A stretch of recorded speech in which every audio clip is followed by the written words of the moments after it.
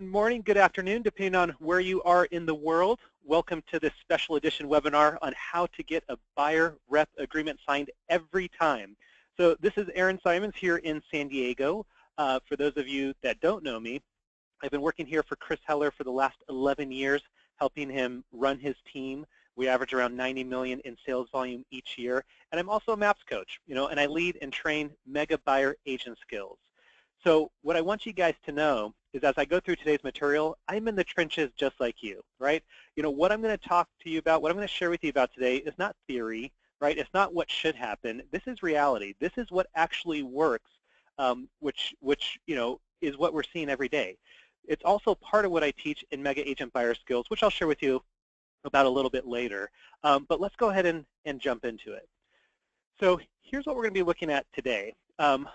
On this call, of course, number one is I want to share with you guys the importance of the buyer consultation. Whoops. Let's get back to where we were. The importance of the buyer consultation, right? Why is it so important that we meet with the buyers ahead of time before we do anything, right? We need to lay some groundwork. I'm also going to go through with you guys the scripts for actually getting the buyers into the office instead of what we call the jump and run, meaning we go and we meet them at the property. I'll go through some tips for you on what the actual buyer consultation should look like. And then most importantly, on this fourth point, we're going to talk about your unique value proposition. I want you all to be clear why a buyer should choose to work with you, right? Why should they come and meet with you first before they go look at property? And then, of course, the meat of it, which is the actual buyer-broker agreement. So why is it so important to meet with them ahead of time? Here's what we know. When we meet with a buyer before anything happens, we will have a 75% conversion rate, right? 75% of the time, when that buyer crosses the threshold, they come into our office, they sit down with us, we will convert them into business 75% of the time. Now, if we don't do that, if we do what we call the jump and run, your conversion rate actually goes down to only 25%. And I'm going to run through an example here in just a minute, right? Because what happens is when you meet the buyers first, it's going to give you the opportunity to show them your value. In other words, why should they commit to working with you, right? And if we don't meet with them, we can't do that.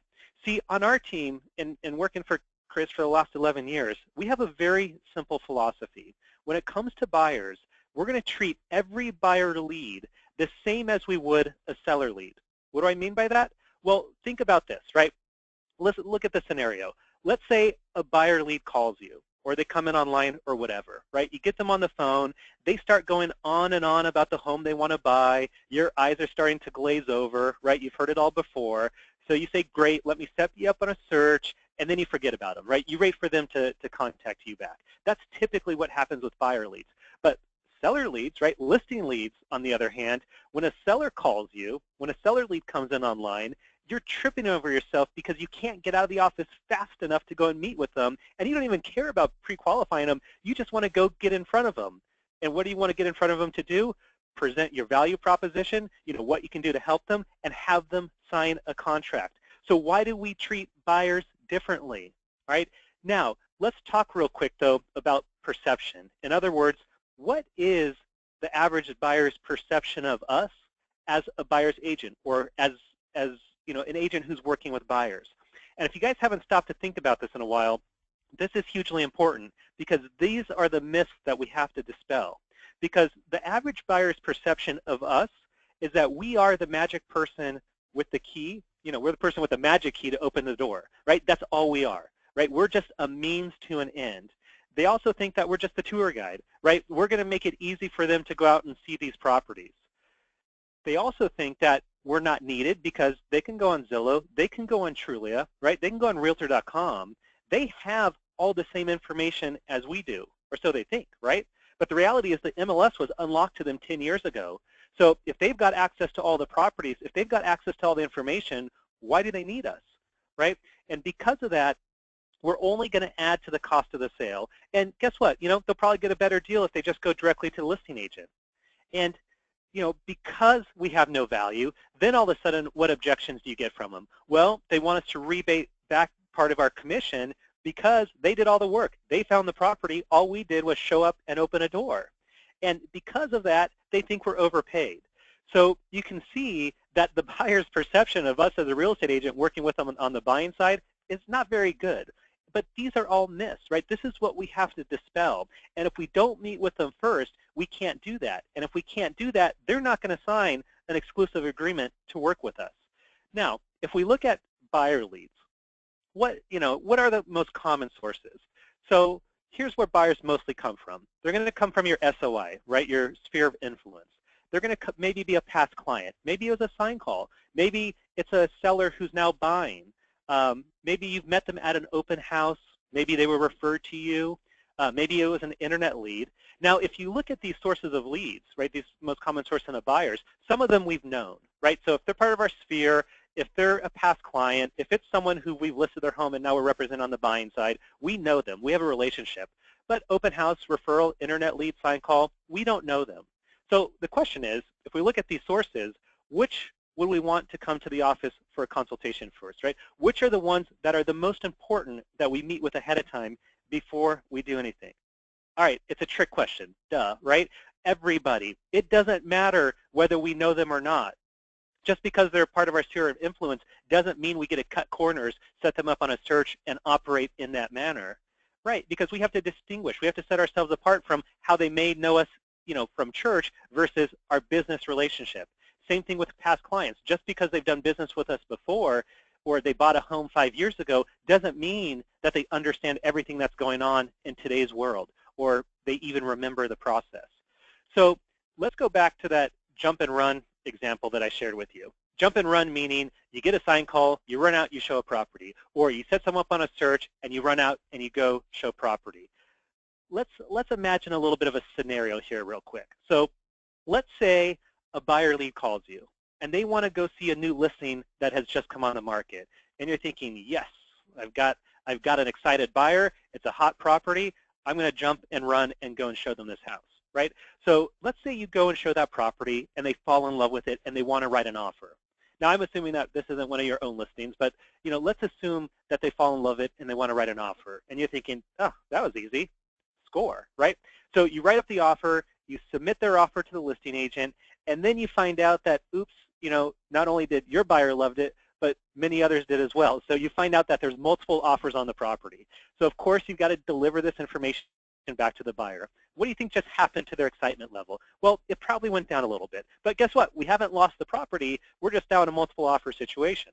So we get that multiple offer counter back, asking our buyers for their highest and best offer, which what does that do to buyers? It drives them up the wall, right? It's the most frustrating thing for a buyer, which is to get that highest and best counter. So you've got it, and their excitement level just went down again because you don't know what the magic number is going to be. You don't know what the terms need to be, but here you are, right?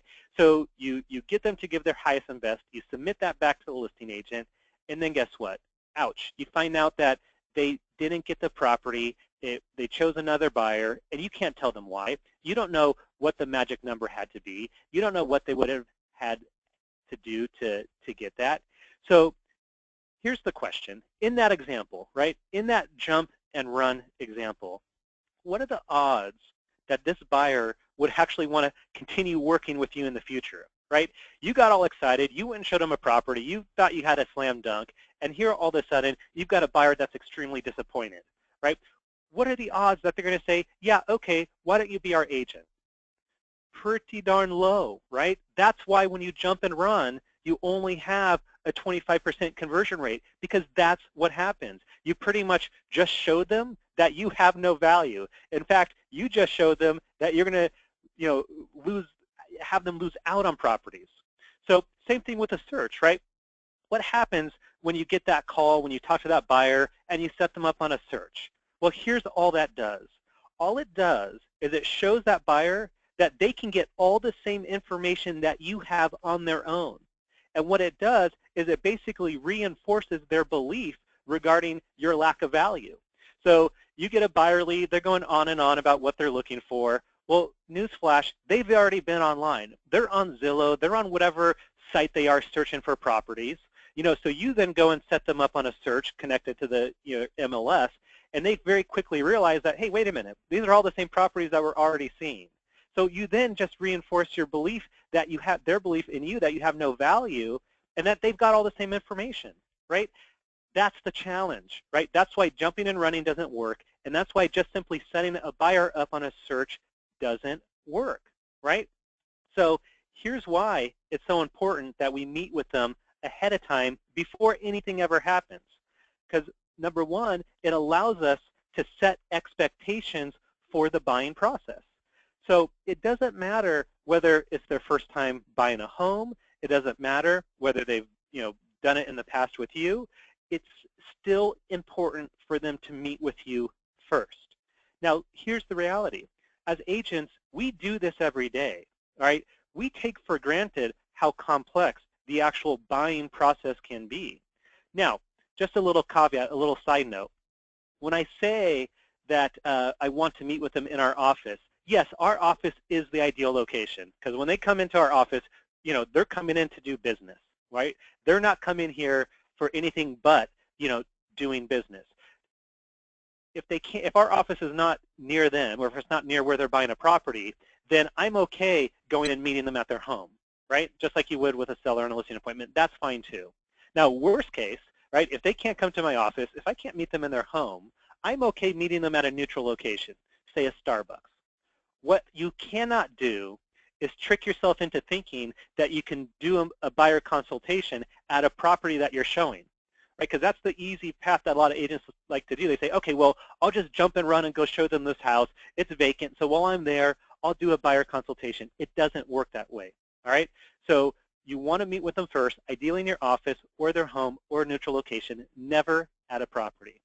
Now, the second reason why it's so important to meet with them ahead of time is because it allows you to determine their personality style. Hopefully, you guys are familiar with the DISC, right? The D-I-S-C. I know you've probably heard that before. But what happens is when you get to meet them ahead of time, you get very clear on who they are and how you need to treat them, right? They speak French, you speak French, right? They speak D, you speak D. Now, I'll give you a little trick. If you want to know very quickly over the phone what their personality style is, you can ask them one simple question. I call it the magic question.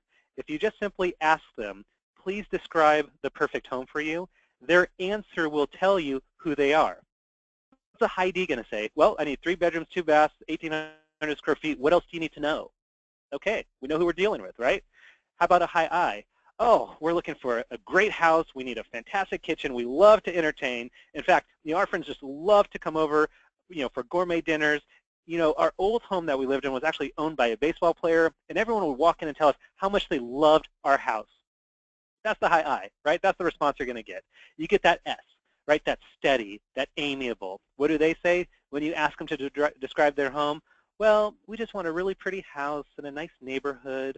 Are you sure you have time to show us anything? Are you sure it's okay if we go out on a weekend? We don't want to interrupt your family time. We'll work around your schedule, right? That's the S, right? But now we know who we're dealing with ahead of time. And how about the C, the compliant, the analytical, right? All those engineers out there, right? You ask them to describe the perfect home. Here's what it's going to sound like. Well, we need a home with at least 1,532 square feet for an average price per square foot, not to exceed $176, and we'd like it to be energy efficient. And, we want to see the HOA documents on each home prior to seeing it. And by the way, who pays to have the survey and the geological reports done? In fact, I've put together a spreadsheet here of 27 homes that I've been analyzing online that I'd like to go see, right? Whatever you think of that person, whatever, it doesn't matter. We now know who we're dealing with, right? But you don't know that unless you meet them ahead of time. And then the third point is when you meet them ahead of time, it's your opportunity to lay the groundwork for the road ahead so that the buyer doesn't get upset or frustrated with the process or with the current conditions. So what does your market look like right now? Are you in a hot market with low inventory where things are selling very quickly, where it may take 2, 3, 4 offers until they get one to stick? Right? What's happening with interest rates, right? You can lay the groundwork. Because if you don't do that and someone gets out and all of a sudden experiences the frenzy where a lot of markets are in right now, all of a sudden they're going to be frustrated, they're going to be upset, and who are they going to blame? They're going to blame you. But if you can set their expectations, you can alleviate some of that. And then number 4, how about this is your opportunity to educate buyers. Not only do you educate them about the homes they might be seeing, such as traditional sales and short sales and REOs, because guess what? They're online, they're looking up all these words, all these things, right? And it's our job to explain the process. But what we can also do is we can explain how new construction works. I don't know what it's like in your market, but if I have a buyer in my market here in San Diego and they go and view a new construction project without me, guess what? I don't get paid. So I've got to educate them that, look, if there's new construction, I'll take you there. If I take you there, I can represent you. If you go there without me, guess what? I can't represent you. And no, it doesn't cost you more money to have me represent you, right? And then on the right down on point 6, it's the perfect time to share with the buyers how you, as an agent, work to successfully help them purchase a home, right? You can go over your hours. You can go over the best way to reach you. You can explain who's on your team. You can explain how you're going to be researching and previewing properties for them. And then lastly, when the buyer comes into the office, right, when you meet with them first, what that does is it demonstrates you are the professional, right? You're the professional. You're the doctor. They're the patient. And when they're meeting with you, they're saying, I'm a serious buyer, help me. So by sitting down with the buyer in your office, going over the process, that will give them confidence in your abilities. And then most importantly, the buyer will be committed to you, right? Taking that time up front with the buyer will absolutely differentiate yourself from the competition. And I'm going to get to that here in just a second. But think about it. What I've already said is 95% of agents out there, what they do is they set up a search and they wait for the buyer to contact them. We're going to show them that we're different, right? We're going to show them that we do something different. In fact, you know, we're going to dispel their myth that they have access to everything online, all right? So what is your value as a real estate agent? In other words, why should a buyer hire you? All right, now, what we're going to talk about now is probably the most important part of today's call, because we're going to talk about your value proposition. And I want you guys to get very clear on that, because again, if you can't clearly explain your value proposition, they will not come and meet with you. If they don't meet with you, they will not sign a contract. But here's our value proposition. The reason why buyers choose to work with us is because of our proactive marketing techniques we use to help them find a home that's not yet on the MLS or on the market. Think about this, right? Think about this.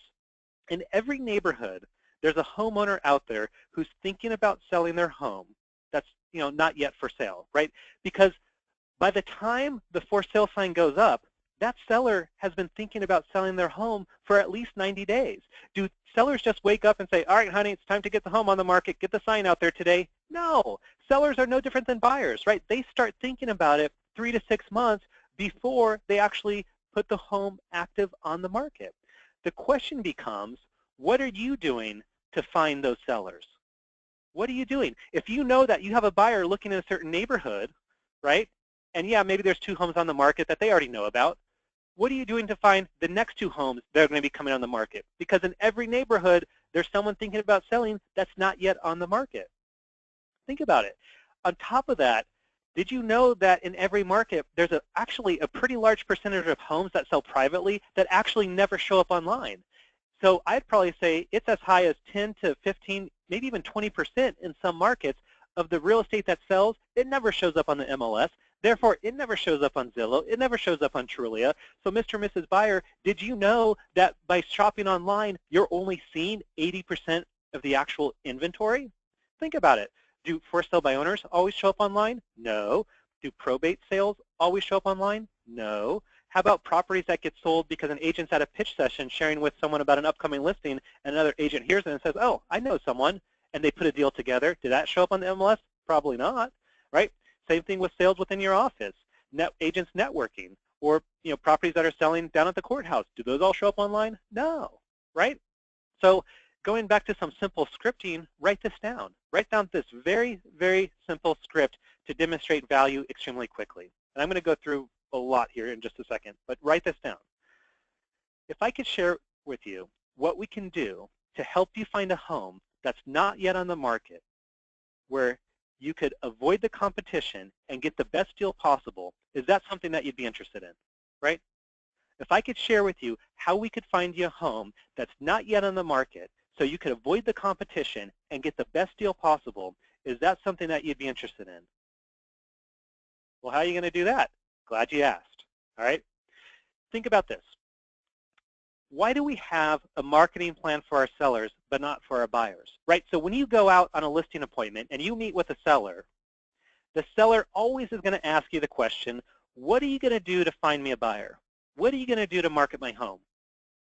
And the answer is your value proposition, which is why they hire you. Why do buyers not ask that same question, right? When was the last time you had a buyer say, so tell me, what's your marketing plan to find me a home? They never ask the question because they assume that it's just all on the MLS. They assume it's all online.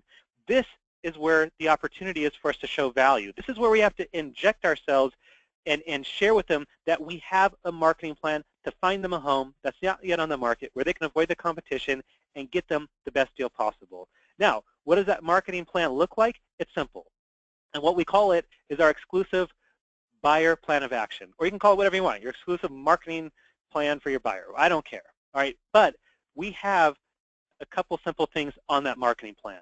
All right, so if I as an agent know that in any given neighborhood there's someone who's thinking about selling that's not yet on the market, what can I do to find those buyers? Well, write this down. Number one, the first thing you're going to do on your marketing plan is you're going to door knock, right? You have the ability to door knock that neighborhood looking for someone who's thinking about selling or who knows of someone who's thinking about selling in that neighborhood, all right? So that's number one. The second thing you can put on that marketing plan is you could telemarket, right? You could actually call through that neighborhood, again, looking for someone who's thinking about selling or knows of someone in the neighborhood who's going to be making a move. Now, you can't reach them by door, you can't reach them by phone. Number three, write down direct mail.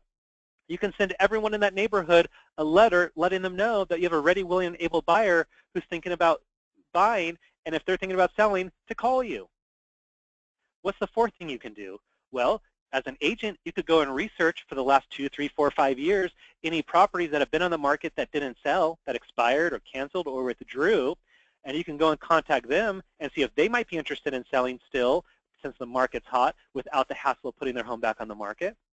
How about number 5, for sale by owners?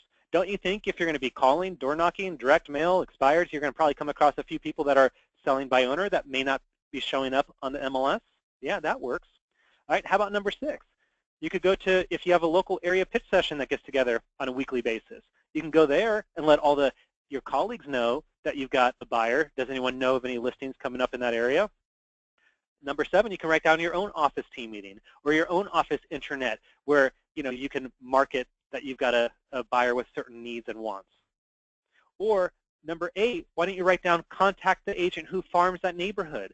Go through and for the last year, look at who the dominant listing agent is. Reach out to them and say, hey, I've got a buyer. Who do you know that's going to be selling their home? Let's make a deal happen without the hassle of having to put it on the market. So you can see very quickly that we now have an 8-point marketing plan to help our buyers find a home that's not yet on the market so they can avoid the competition and get the best deal possible. So what happens when you share this plan of action with buyers?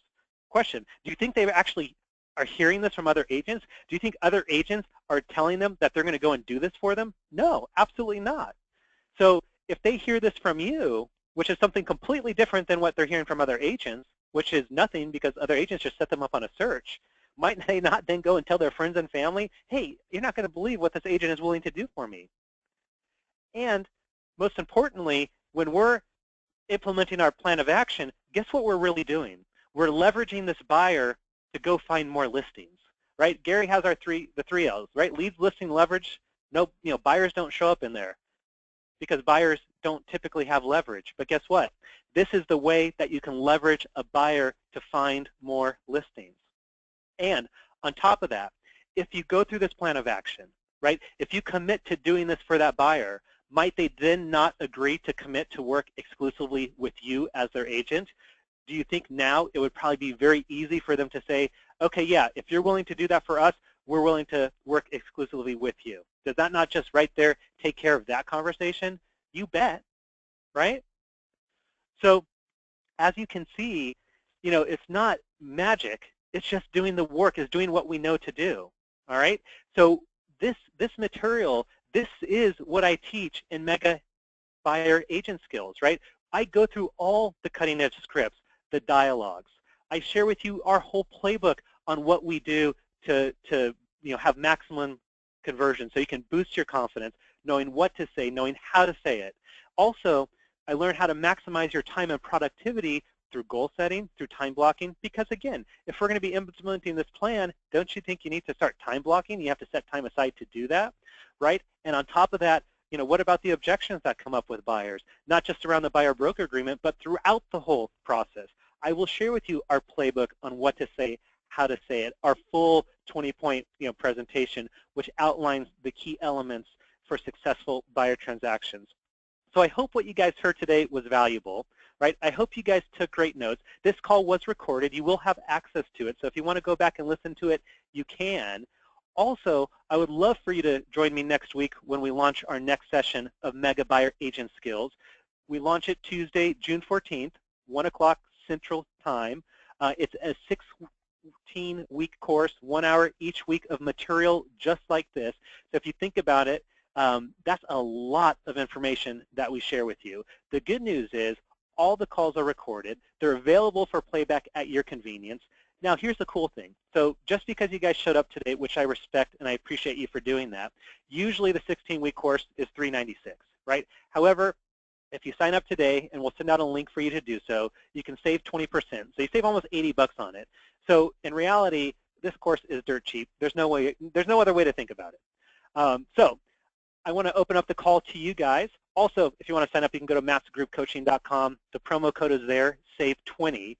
But I know some of you have questions about the buyer plan of action. I know I covered a ton of material, in today's call, but I wanted this to be valuable for you guys. But you can either send us a question through the chat box on the screen, or just simply raise your hand and I can unmute you. But I want to leave this last 5 minutes for you guys to hear what questions you have. Hey, and guess what? It's a great way to advertise yourself, right? You never know who might have a referral out there for you. All right, don't be shy. I saw some of you raise your hands and put them down. Hey, Aaron, this is Chris. We have a question from Rachel. She asks, how do you handle out-of-town buyers that cannot meet but want to get listings before they come to visit? That's such a great question. So you do a presentation via Skype, right? You can do a webinar just like this. There's a lot of programs that allow you to do that. But even if they're out of town, we're not going to shortcut the process because they need to understand our value. And the only way to do that is to meet with them. Now, could you do a conference call? Sure. Do you have to do it via Skype? No. But it's nice for them to be able to see you or for you to be able to control what they're seeing on their screen. So great question. Out-of-town buyers, you still need to explain the process. Best way to do it is face-to-face via Skype, if not via conference call. Does that answer the question? I think it does. All right, who else? That was a good one, by the way. Any other ones in the chat box, Chris?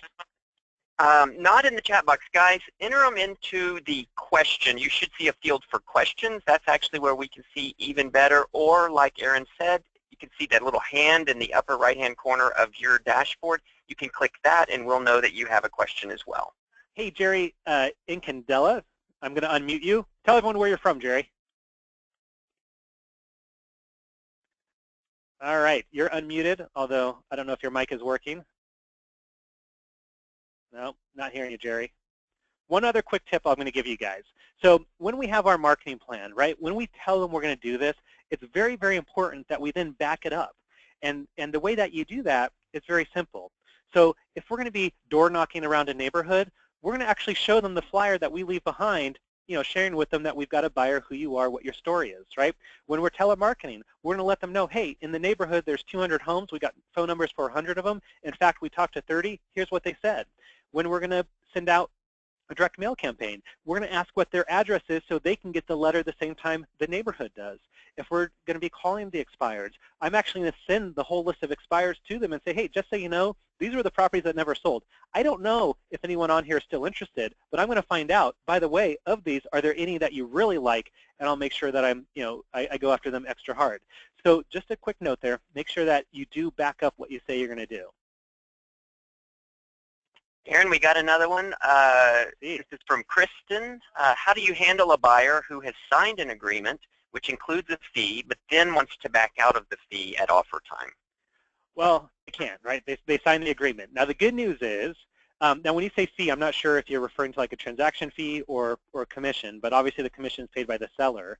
The reality is, so I need more clarification on that, Kristen, if you're asking about a transaction fee. Noel, you're asking a specific question on, do we have them sign a form that allows us to give their information to neighborhoods in the market? So typically, I'm not giving out anybody's information. When I send out a letter, when I have a little flyer, I'm just giving a very broad, John and Christy are our clients. So I'm not giving out specific information. Great. Kristen writes us back, it's a buyer's fee that she's referring to. Yeah, so if they have a concern about the buyer fee, then and they want to back out or try and get that erased, then I'm just going to look at the offer. I'm going to look at if we can credit them back closing costs, from the seller. I'm going to try and then just negotiate that into the deal somehow to alleviate that specific concern. But if they're asking for that fee to get waived, then there's probably something behind that I'd have to dig a little bit deeper for. Maybe they feel they're not getting a great deal. Maybe they want some closing costs, covered. I don't know, but there's going to be something behind that they're asking. But here's what I want to ask. William, you asked, what if a buyer wants to interview many agents before meeting with you, and they want to see homes first? Look, I'm running the process, right? I'm choosing to work with the client, not the other way around. And remember this, if you generate, you do not have to tolerate. If you lead generate every day, guess what? You don't have to tolerate working with people that don't respect the process. So if someone wants to go see property before meeting with me, well, I have to be very clear. Is it a skills issue? Is it a scripts issue on my end, right? Am I not having an effective conversation for them to see the value to meet with me first? Or do they just want to be, do they want to do it their own way, and do they not want to respect how we work? If someone doesn't respect how we work, I generate enough leads where I can choose not to work with that person. I hope that answers that question.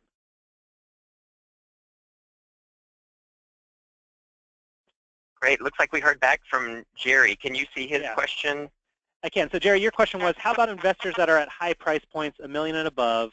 They're well-versed in buying properties. Do you treat them exactly the same? Yes, absolutely. We have our standard operating procedure. And especially with investors, they need to understand what we do, right? Because I want that investor to work exclusively with me. I want them to be clear on the value that I bring. Because if it's an investor, and they're buying a property, and especially if it's a flip, I want to ensure that I'm also listing that property, so they need to be crystal clear about our value. So absolutely, we're meeting with them. Everybody, nobody, there really are no exceptions. The only time there's an exception is if it's a seller who's buying, and I'll do the, when I'm at the listing appointment, we'll do the buyer presentation right there, so it's all done at once. But no, there are no exceptions. We meet with them first. They sign a contract. Period. Again, the philosophy is you're going to treat every seller or every buyer the same you would treat a seller, right? You're going to go meet with them. They're going to sign a contract. Same thing with a buyer. If they're unwilling to do that, then you have to be clear if it's a scripts and skills issue on your end, or if they're just going to be, disregard, what we do and how we do it. And is that really a buyer that you want to work with, right? If you are extremely good at your scripts, you understand your value proposition, and they do not want to come and meet with you, is that someone that you want to be married to for the next 60 or 90 days? Probably not, right? Probably not. So Chris, I know we're at our time limit, correct? We are there, absolutely. All right, cool. And I know you guys have a lot of questions. Anything else that they need to know before we wrap this up?